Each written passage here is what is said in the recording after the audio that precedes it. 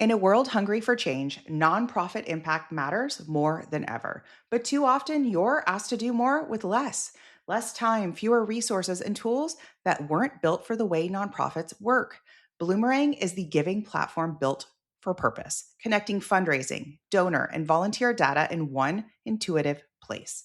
With smarter insights and stronger relationships, you can raise more, retain more, and inspire more generosity because your tools are built for a purpose and your mission goes further. Learn more at bloomerang.com.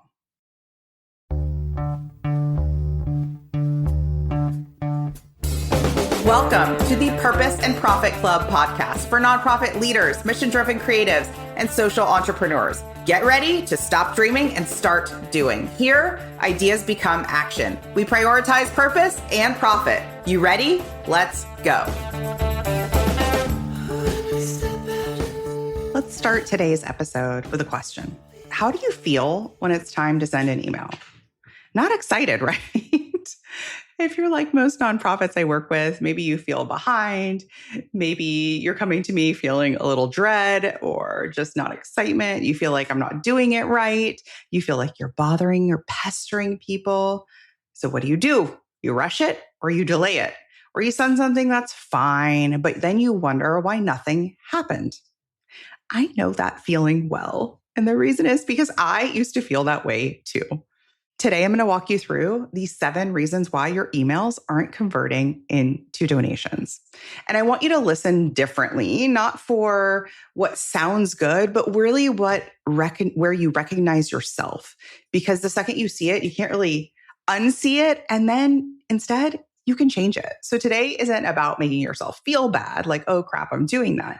But instead, just awareness of like, oh, I think I might be doing that. And there's kind of a simple fix here to do it differently. Now, I very much was in this place. I used to think I wasn't really a good writer. I got B's all through my English classes through, high school and college. Like it was fine. Everything was just fine, but I didn't think that I had anything great to say when it comes like pen to paper or keyboard to screen. I thought somebody could do it better. I had to be professional, and that there was a formula, especially in the nonprofit world. Like I needed to stay in these lanes, these guardrails. I also felt like when it came to sending emails, like I don't want to bother people. I don't want to push too much. What will they think? And what I know now, what I figured out along the way is those were thoughts, not facts. Those were thoughts and not facts. And they were really getting in the way of me reaching the right people and helping more of them. So the first step was just dropping those rules, like realizing that was just an outdated operating system and an outdated belief that I didn't need anymore. And the big one that I personally dropped was I'm not a good writer. Once I dropped that, it actually that was the big domino, and the rest really fell very quickly. And the minute I got honest about my voice, who I am, what I believe, what I stand for, what I care about, my emails got so much better. My audience grew very quickly. My net revenue grew. My impact grew. Then I taught my clients to do the same thing. I was like, okay, I think we're onto something. I think social media is like 10x harder than email. Email is where the conversions happen. Email is where the money is made. And once I realized that, I was like, let's double down. Let's go all in on email. And I taught my clients to do the same things. And hundreds of nonprofits, solo leaders, all the way to large teams with 50,000 or 100,000 email subscribers have gone through this process I created. That's a lot. When you have 50,000 email subscribers, the stakes feel incredibly high. You're like, I don't want to screw this up. I don't want to turn anyone off, right? That feels like a lot of pressure. So I'm not guessing about what I'm about to tell you. I've lived it. I've walked in these shoes. I've watched others live it too. And we have improved their conversions, their retention through this process. So most people are fixing the wrong thing. I see it all the time, especially with small teams. Everyone's stretched. There's too much to do and not enough people to do it, right? Like this is the nonprofit cliche. You're wearing a lot of hats. So when email isn't working, you look for a quick fix. Maybe a cute fix too. You change the subject line. You wonder if it's too long. You Google what time to send. That's my favorite. What day of the week? What's the best day of the week to send? Those are low value questions. What is the best day of the week to send? Not the right question. The real issue is how you think about attention, repetition, consistency. That's what drives revenue. Okay, let's get into it. So let's get into the 7 reasons. And listen, there may be some tough love incoming, especially with reason number 1. Number 1, your emails are boring. I'm going to say the thing that very few people say out loud. Your emails are fine. They're fine. They're not wrong. They're not full of typos. They're polished, but they're completely forgettable. You're writing updates, what we did, what's coming. Here's the link to give. And that doesn't create decision. That doesn't create desire. That doesn't create action. That just creates a scroll. A converting email, one that drives action for people to click, donate, subscribe, whatever you want them to do, that creates tension, urgency. It pulls people forward. It makes them feel something. They feel true connection, like something is happening right now and they're a part of it.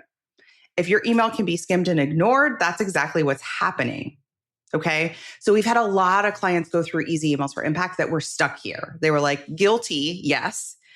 And the best thing is that these are small changes. These are not like Herculean. I have to, kill our CRM and talk to the board. These are small changes that have a big impact. They do take guts though. They do take courage to do something different.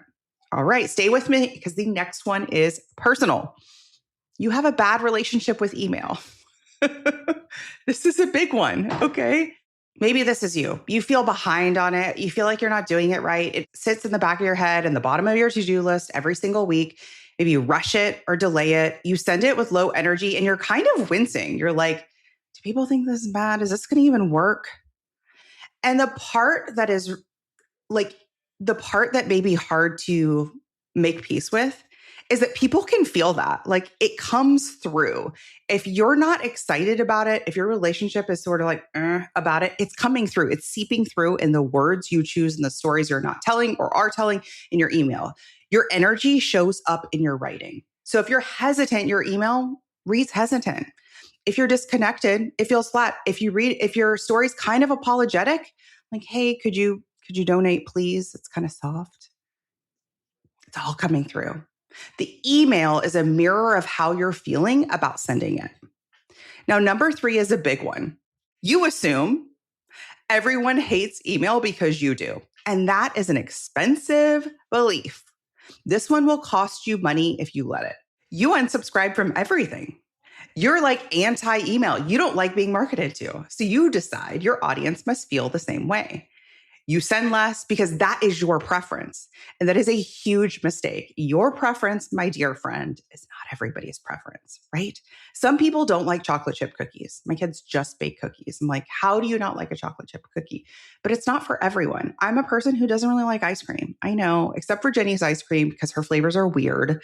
I'm just not an ice cream person. So for you to blanketly decide like everyone is just generally annoyed and doesn't like emails is a very expensive belief. So you send less, you soften your asks, you disappear quickly. Meanwhile, what's happening? Other organizations are raising the most money, are showing up in inboxes consistently. That could be you. They are showing up not occasionally, not cautiously, but consistently. So your preferences are not a strategy. I have data to back this up. So 33% of donors say email is the tool that most inspires them to give. More than social media, more than your website. Your donors are in their inbox, just waiting. Send them an email. So the next one I see everywhere. You're afraid of repeating yourself. You said it. You're like, Christina, I asked. You sent it. You've moved on. And saying it again, or maybe even again, after that, it feels annoying. It feels nagging. It's all negative in your mind, but your audience didn't absorb it. First of all, no one's open rate is 100%. So a part of your audience never even saw it in the first place. The ones that opened it, maybe skimmed it, missed it, thought, I'll come back to this, didn't. Repetition isn't ignoring. It's how your message lands. Repetition is how your message lands. Think about every song you love. You didn't love it the first time you heard it. not every time, but a lot of times we play songs we love for our kids.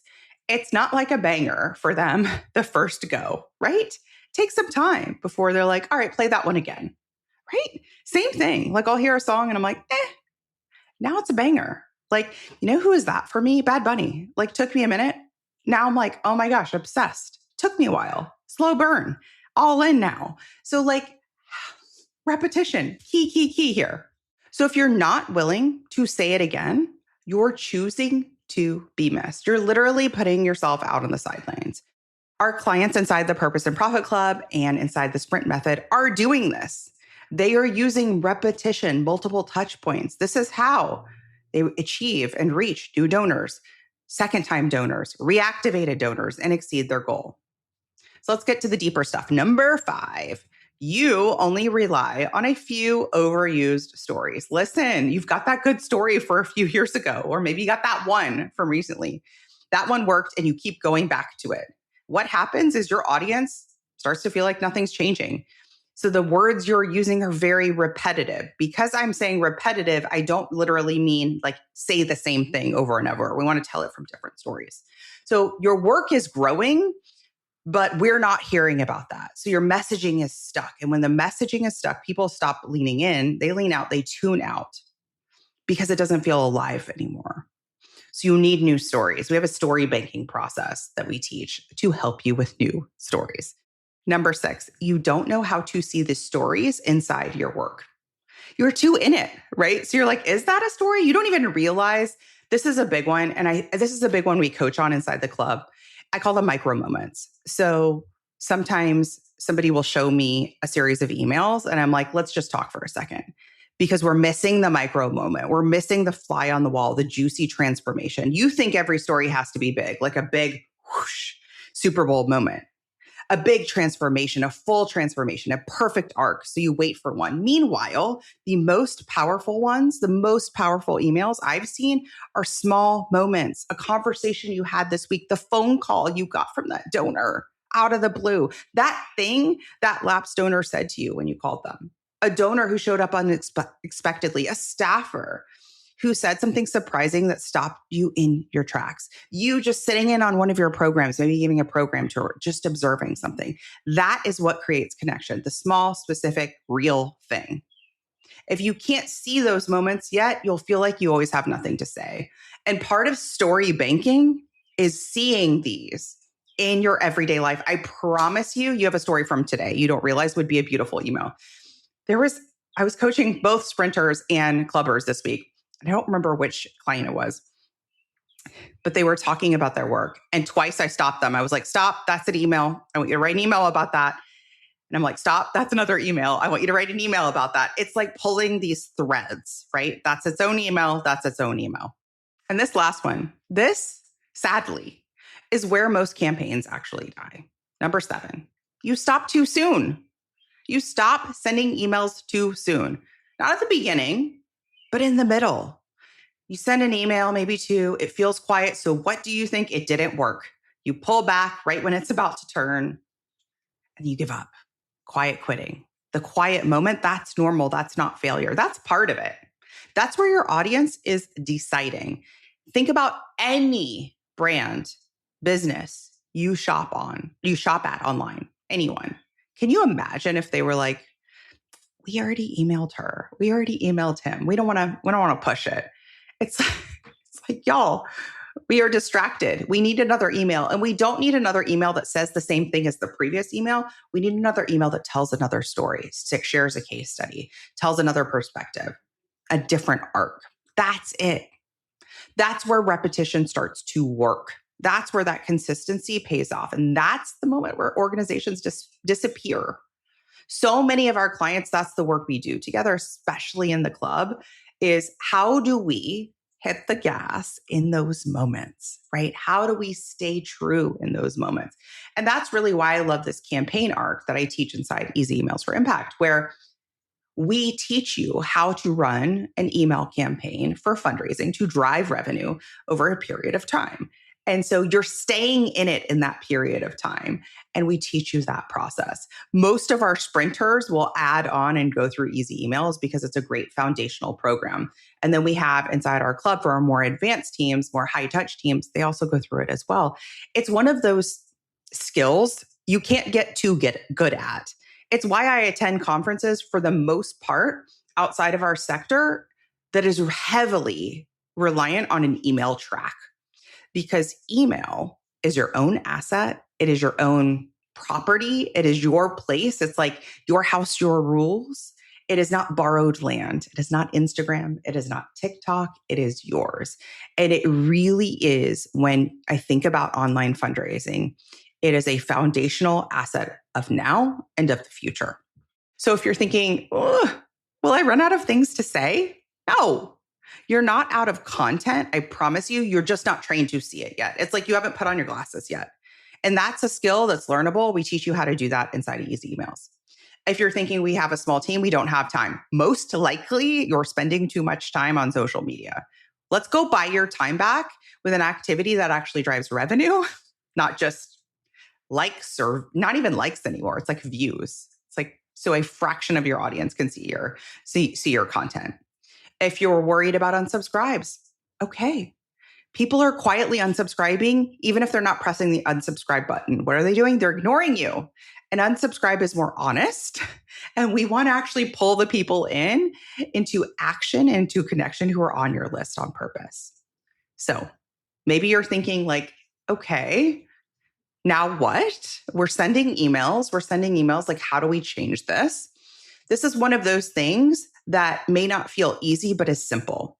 So what changes when you fix this is, instead of sending one-off emails where you're like, donate now or program update, you're actually creating campaigns with momentum. So instead of saying it once, you're repeating with intention. Instead of using one or two overused stories, you're using more specific, multiple micro moments. That's how the momentum builds. And that's how your funding grows. So if you hurt yourself in any of these 7 things, good.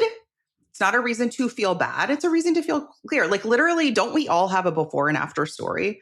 Like and you should. One of these like big principles I've been thinking about, because I am writing a book this year, is this idea of like up level, expansion, reinvention. And like, that's it. You're supposed to have a before and after. Christina 10 years ago is totally different Christina than she is today. The stories I wrote 5 years ago are a different set of stories that I would write today. And it's almost like, if you find yourself in the stagnation where you're like, I don't think they are. I think I'm kind of reading the same stories I did 5 or 10 years ago, or the same content or the same emails, then that is a sign to like push, to expand, to up level, because your audience is waiting. Your audience is just waiting. They're like, can we get to know you? Please, can we get to know the mission better? We do not want this ominous single voice. So you are not bad at fundraising. You just haven't had the right framework for email yet. And I didn't either until I stopped following everyone else's rules, fake rules, and started trusting my own voice. You can do the same thing too. And when you do, email stops being the thing you avoid and actually starts being something you look forward to. This is wild to me, that as someone who once avoided, literally would offload writing to anyone else, my team and my company, wherever, that I'm like, no, I'll do it. I'm the one who's like leaning in. I'll do it. That's me, who's now writing a book, like wild to me. It becomes a thing that actually builds your funding. When you see that, you get a lot more motivated to do it, by the way. So remember, you're not bad at email. You just don't have the right system yet. And this is exactly why I built Easy Emails for Impact. This is what it's there to solve. It's there to tap in your existing gold mine. Those subscribers you have just sitting there on your database that you're emailing once a month, once a week, once in a while, they are an untapped gold mine. So it's not just send more emails. It's a real system for finding your voice and building campaigns and staying consistent, whether you have a small team or a full marketing department, or you're a solo-led organization. Literally hundreds of nonprofits have gone through this course. Teams with 100,000 subscribers, solo leaders, and it works for them. It has changed so many organizations, and it's a pleasure to have guided so many organizations through this. So if you want to learn more about it, go to splendidcourses.com/email for details about joining Easy Emails for Impact. We are opening enrollment on May 7th with special bonuses and 50% off the course. I don't want you to miss it. All right, I'll see you in the next one. Bye. Hey, high achiever. I know your sights are set on ambitious, world-changing goals. In the Purpose and Profit Club group coaching program, you can get the support, motivation, and strategy to accelerate your impact. I like to say it's where the inner work meets big impact and big funding. Go to splendidcourses.com/waitlist, and you will be first to be notified when we open up doors, and you'll get special bonuses when you join our waitlist. See you inside.